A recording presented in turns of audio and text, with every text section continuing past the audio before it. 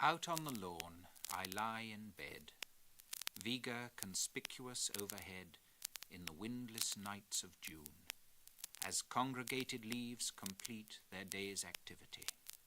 My feet point to the rising moon. Lucky this point in time and space is chosen as my working place, where the sexy airs of summer, the bathing hours and the bare arms, the leisured drives through a land of farms are good to a newcomer. Equal with colleagues in a ring, I sit on each calm evening, enchanted as the flowers the opening light draws out of hiding, with all its gradual dove-like pleading, its logic and its powers. That later we, though parted then, may still recall these evenings when fear gave his watch no look, the lion griefs loped from the shade, and on our knees their muzzles laid, and death put down his book. Now north and south and east and west, those I love lie down to rest. The moon looks on them all, the healers and the brilliant talkers, the eccentrics and the silent walkers, the dumpy and the tall. She climbs the European sky. Churches and power stations lie alike among earth's fixtures. Into the galleries she peers, and blankly as a butcher stares upon the marvellous pictures. To gravity attentive, she can notice nothing here, though we whom hunger does not move, from gardens where we feel secure, look up and with a sigh endure the tyrannies of love.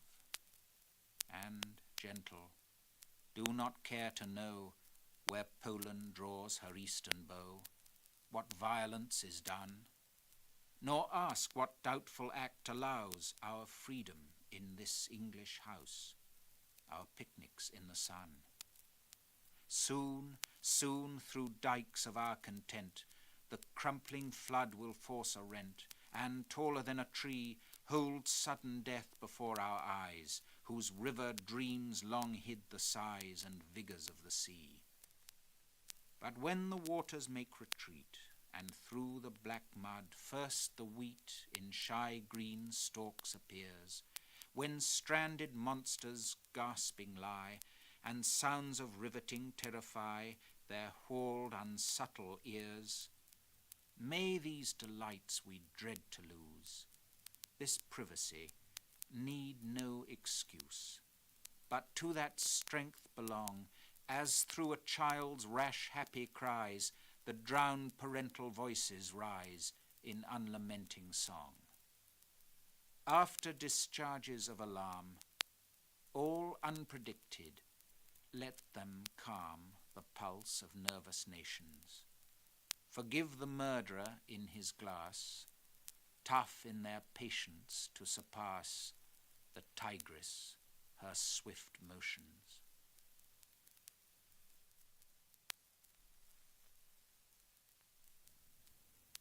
"Oh, where are you going?" said reader to rider. "That valley is fatal where furnaces burn. Yonder's the midden whose odours will madden. That gap is the grave where the tall return." "Oh, do you imagine," said fearer to fairer, "that dusk will delay on your path to the pass? Your diligent looking discover the lacking, your footsteps feel from granite to grass?" "Oh, what was that bird?" said horror to hearer.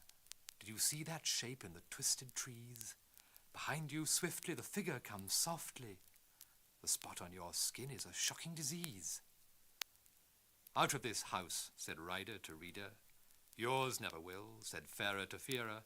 "They're looking for you," said hearer to horror. As he left them there, as he left them there.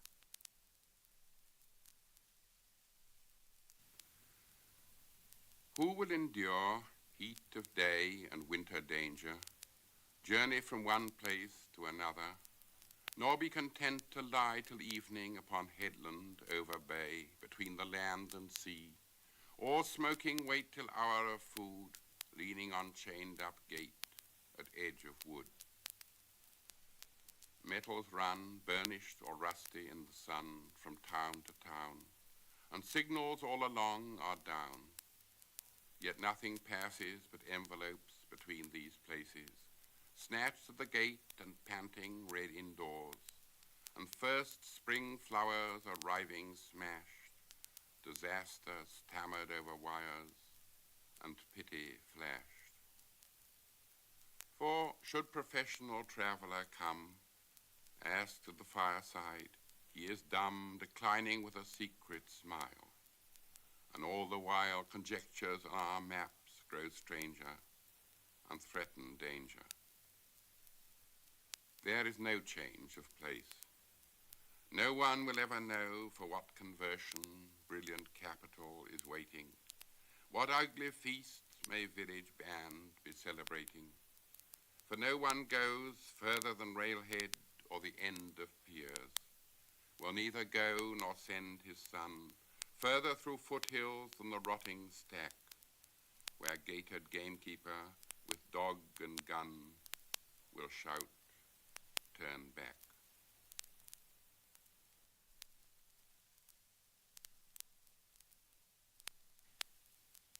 Our hunting fathers told the story of the sadness of the creatures, fitted the limits and the lack set in their finished features, saw in the lion's intolerant look, behind the quarry's dying glare, love raging for the personal glory that reason's gift would add, the liberal appetite and power, the rightness of a god.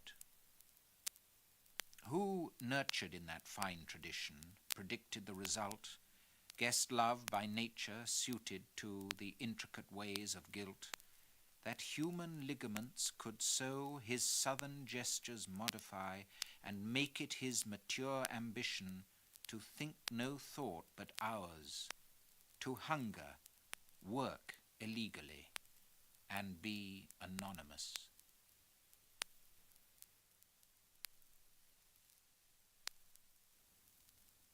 May, with its light behaving, stirs vessel, eye, and limb. The singular and sad are willing to recover, and to each swan-delighting river the careless picnics come, in living white and red. Our dead, remote and hooded, in hollows rest, but we from their vague woods have broken, forests where children meet and the white angel vampires flit. Stand now with shaded eye, the dangerous apple taken. The real world lies before us, brave motions of the young, abundant wish for death, the pleasing, pleasured, haunted. A dying master sinks tormented in his admirer's ring. The unjust walk the earth. And love that makes impatient tortoise and roe, that lays the blonde beside the dark, urges upon our blood. Before the evil and the good, how insufficient is touch, endearment, look.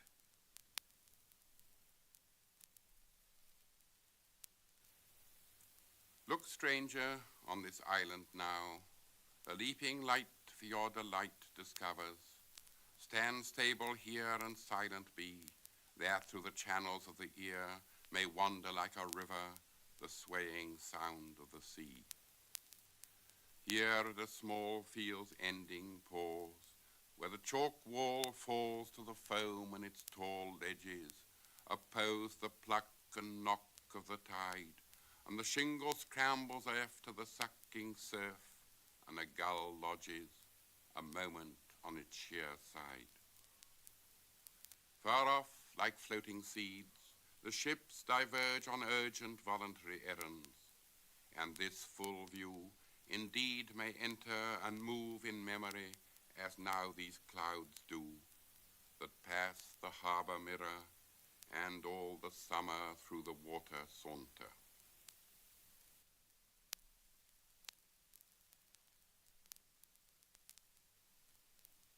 Steep roads, a tunnel through chalk downs are the approaches. A ruined pharos overlooks a constructed bay. The seafront is almost elegant.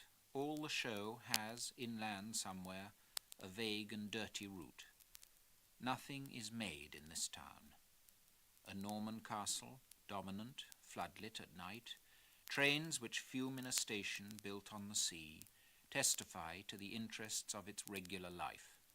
Here dwell the experts on what the soldiers want, and who the travellers are, whom ships carry in or out between the lighthouses, which guard forever the made privacy of this bay, like twin stone dogs opposed on a gentleman's gate.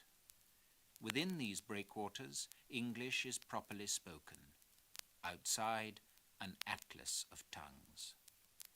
The eyes of departing migrants are fixed on the sea, conjuring destinies out of impersonal water. I see an important decision made on a lake, an illness, a beard, Arabia found in a bed, Nanny defeated, money. Red after years of failure, or bright with fame, the eyes of homecomers thank these historical cliffs. The mirror can no longer lie, nor the clock reproach. In the shadow under the yew at the children's party, everything must be explained. The old town with its keep and Georgian houses has built its routine upon such unusual moments. Vows, tears, emotional farewell gestures are common here. Unremarkable actions, like ploughing or a tipsy song. Soldiers crowd into the pubs in their pretty clothes, as pink and silly as girls from a high-class academy. The lion, the rose, the crown will not ask them to die, not here, not now. All they are killing is time, a pauper civilian future. Above them, expensive, shiny as a rich boy's bike, aeroplanes drone through the new European air on the edge of a sky that makes England of minor importance, and tides warn bronzing bathers of a cooling star with half its history done. High over France, a full moon, cold and exciting, like one of those dangerous flatterers we meet and love when we are utterly wretched, returns our stare. The night has found many recruits. To thousands of pilgrims, the Mecca is coldness of heart. The cries of the gulls at dawn are sad, like work. The soldier guards the traveller who pays for the soldier. Each prays in a similar way for himself, but neither controls the years or the weather. Some may be heroes. Not all of us are unhappy. Wrapped in a gilding air, beside the flowers' soundless hunger, close to the trees' clandestine tide, close to the birds' high fever, loud in his hope and anger, erect about his skeleton, stands the expressive lover, stands the deliberate man. Beneath the hot, incurious sun, past stronger beasts and fairer, he picks his way, a living gun with gun and lens and Bible, a militant inquirer, the friend, the rash, the enemy, the essayist, the able at times to cry.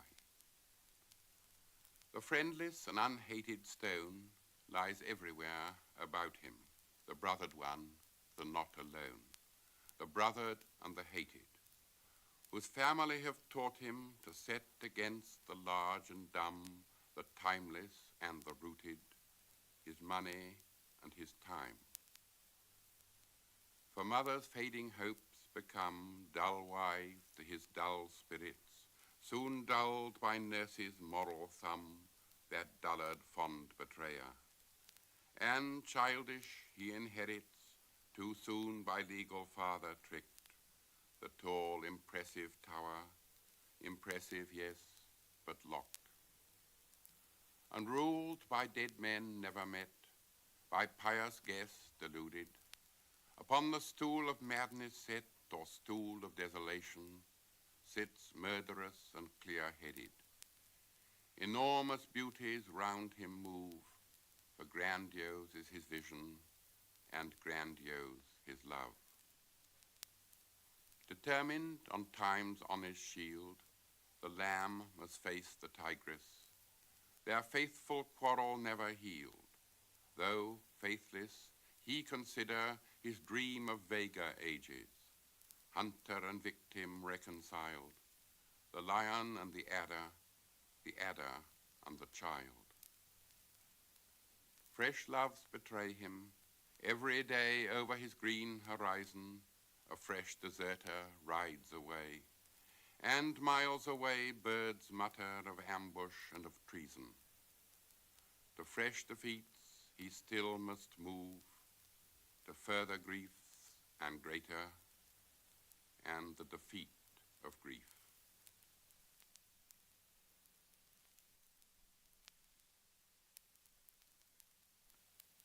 With northern myths my little brain was laden, with deeds of Thor and Loki and such scenes. My favourite tale was Andersen's Ice Maiden, but better far than any kings or queens, I liked to see and know about machines, and from my 6th until my 16th year, I thought myself a mining engineer. The mine I always pictured was for lead, though copper mines might, faute de mieux, be sound. Today I like a weight upon my bed, I always travel by the underground. For concentration I have always found a small room best, the curtains drawn, the light on. Then I can work from 9 till tea time, right on.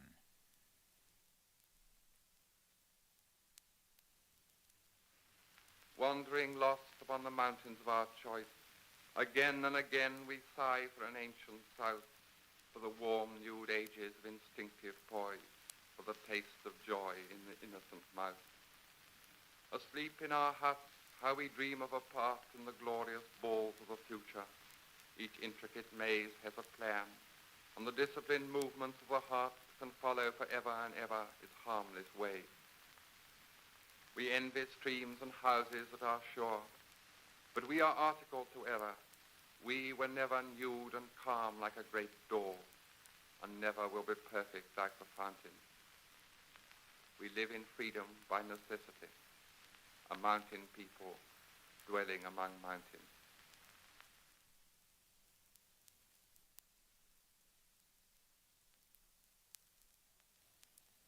The hourglass whispers to the lion's roar. The clock towers tell the gardens day and night how many errors time has patience for, how wrong they are in being always right. Yet time, however loud its chimes or deep, however fast its falling torrent flows, has never put one lion off his leap, nor shaken the assurance of a rose. For they, it seems, care only for success, while we choose words according to their sound, and judge a problem by its awkwardness. And time with us was always popular. When have we not preferred some going round to going straight to where we are?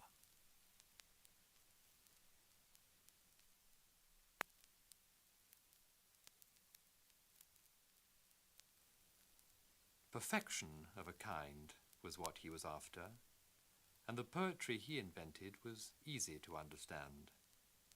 He knew human folly like the back of his hand, and was greatly interested in armies and fleets.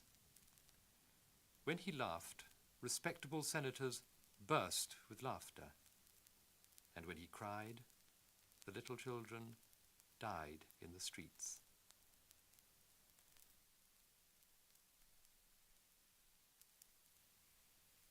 The piers are pummeled by the waves.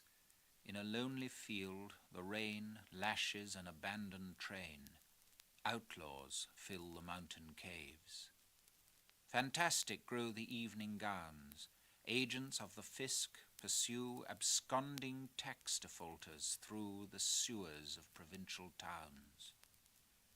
Private rites of magic send the temple prostitutes to sleep. All the literati keep an imaginary friend.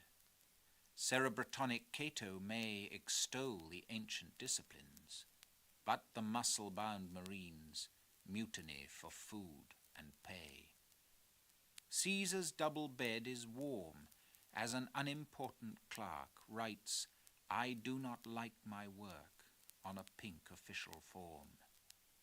Unendowed with wealth or pity, little birds with scarlet legs, sitting on their speckled eggs, eye each flu-infected city. Altogether elsewhere, vast herds of reindeer move across miles and miles of golden moss, silently and very fast.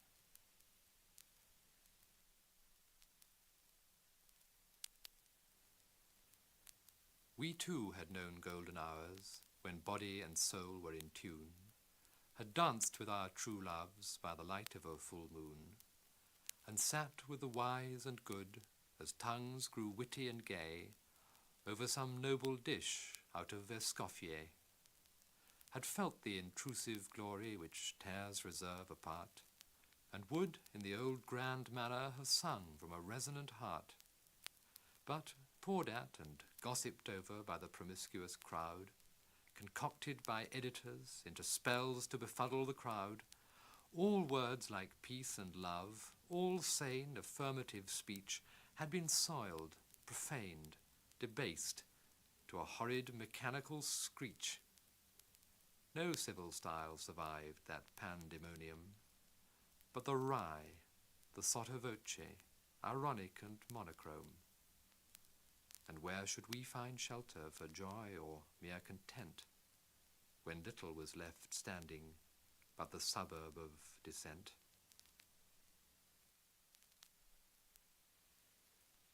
In an upper room at midnight, see us gathered on behalf of love, according to the gospel of the radio phonograph. Lou is telling Anne what Molly said to Mark behind her back. Jack likes Jill, who worships George, who has the hots for Jack. Catechumens make their entrance, steep enthusiastic eyes flicker after tits and baskets. Someone vomits, someone cries. Willie cannot bear his father. Lillian is afraid of kids. The love that rules the sun and stars permits what he forbids. Adrian's pleasure-loving dachshund in a sinner's lap lies curled. Drunken, absent-minded fingers pat a sinless world. Who is Jenny lying to in her call, collect, to roam? The love that made her out of nothing tells me to go home.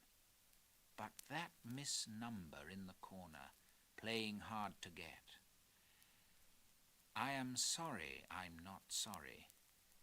Make me chaste, Lord, but not yet.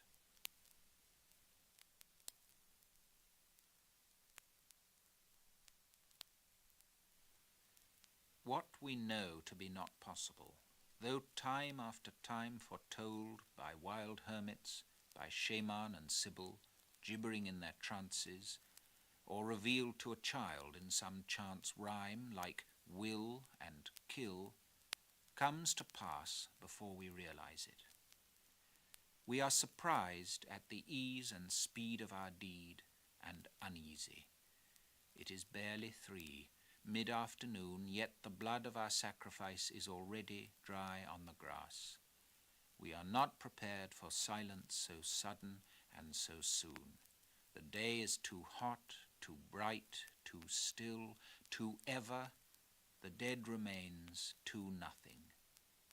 What shall we do till nightfall? The wind has dropped and we have lost our public. The faceless many who always collect when any world is to be wrecked, blown up, burnt down, cracked open, felled, sawn in two, hacked through, torn apart, have all melted away. Not one of these who in the shade of walls and trees lie sprawled now, calmly sleeping, harmless as sheep, can remember why he shouted, or what about, so loudly in the sunshine this morning. All, if challenged, would reply, "It was a monster with one red eye, a crowd that saw him die, not I." The hangman has gone to wash, the soldiers to eat. We are left alone with our feet. The Madonna with the green woodpecker, the Madonna of the fig tree, the Madonna beside the yellow dam, turn their kind faces from us, and our projects under construction look only in one direction, fix their gaze on our completed work. Pile driver, concrete mixer, crane and pickaxe wait to be used again. But how can we repeat this? Outliving our act, we stand where we are, as disregarded as some discarded artifact of our own, like torn gloves, rusted kettles, abandoned branch lines, worn lopsided grindstones buried in nettles. This mutilated flesh, our victim, explains too nakedly, too well, the spell of the asparagus garden, the aim of our chalk pit game. Stamps, birds' eggs, are not the same, behind the wonder of towpaths and sunken lanes, behind the rapture on the spiral stair. We shall always now be aware of the deed into which they lead, under the mock chase and mock capture, the racing and tussling and splashing, the panting and the laughter, be listening for the cry and stillness to follow after. Wherever the sun shines, brooks run, books are written, there will also be this death. Soon cool tramontana will stir the leaves. The shops will reopen at 4, the empty blue bus in the empty pink square fill up and depart. We have time to misrepresent, excuse, deny, mythify, use this event, while under a hotel bed, in prison down wrong turnings, its meaning waits for our lives. Sooner than we would choose, bread will melt, water will burn, and the great quell begin. Abaddon set up his triple gallows at our 7 gates. Fat Belial make our wives waltz naked. Meanwhile, it would be best to go home, if we have a home, in any case, good to rest. That our dreaming wills may seem to escape this dead calm, wander instead on knife edges, on black and white squares, across moss, baize, velvet boards, over cracks and hillocks, in mazes of string and penitent cones, down granite ramps and damp passages, through gates that will not relatch, and doors marked private, pursued by Moors and watched by latent robbers, to hostile villages at the heads of fjords, to dark chateaux where wind sobs in the pine trees and telephones ring, inviting trouble, to a room lit by one weak bulb where our double sits writing and does not look up. That while we are thus away, our own wronged flesh may work undisturbed, restoring the order we try to destroy, the rhythm we spoil out of spite. Valves close and open exactly, glands secrete, vessels contract and expand at the right moment. Essential fluids flow to renew exhausted cells, not knowing quite what has happened, but awed by death, like all the creatures now watching this spot, like the hawk looking down without blinking, the smug hens passing close by in their pecking order, the bug whose view is balked by grass, or the deer who shyly from afar peer through chinks in the forest.